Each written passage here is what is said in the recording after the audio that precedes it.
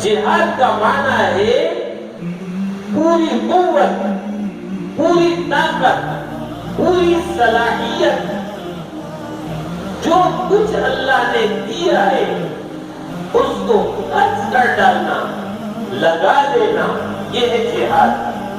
اور جب یہ اللہ کے دین کے لیے ہو تو یہ فی سبیل اللہ ہو جاتا ہے۔ تو جہاد فی سبیل اللہ،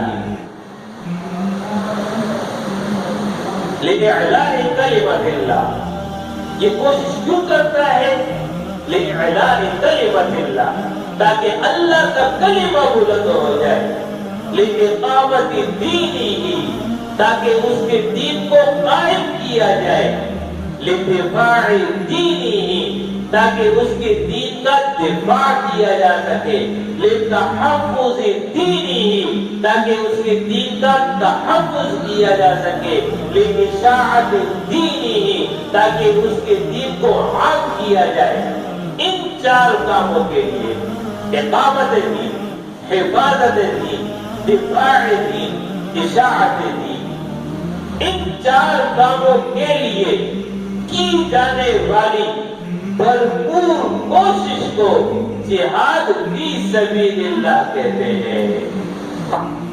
پھر یہ جہاد زبان سے ہو، اپنی زبان کو اس کے لیے استعمال کرے تو یہ جہاد باللسان ہے، قلم کے ذریعے ہو جہاد بالقلم ہے، اعضاء کے ذریعے ہو جہاد بالاعضاء ہے، مال کے ذریعے ہو جہاد بالمال ہے، اپنی جان کو قربان کر دینے کی صورت میں ہو تو یہ پھر بہت بڑا جہاد ہے۔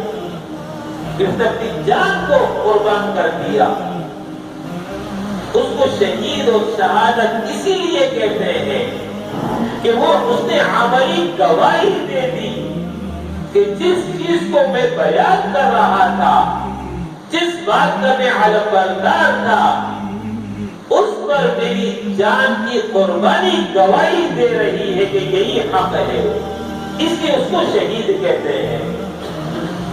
تو یہ تمام اقسام جہاد ہے، صرف قتال ہی نہیں ہے، قتال بڑا ہے، لیکن اس کی ضمن میں جو بھی بھرپور کوشش دین کے لیے ہوگی یہ جہاد فی سبیل اللہ ہے۔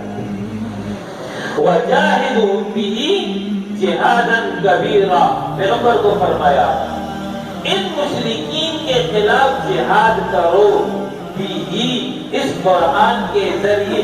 تو قرآن کے ذریعے جہاد قتال تو نہیں ہے، قرآن کو بیان کرو، قرآن کی تعلیم عام کر دو۔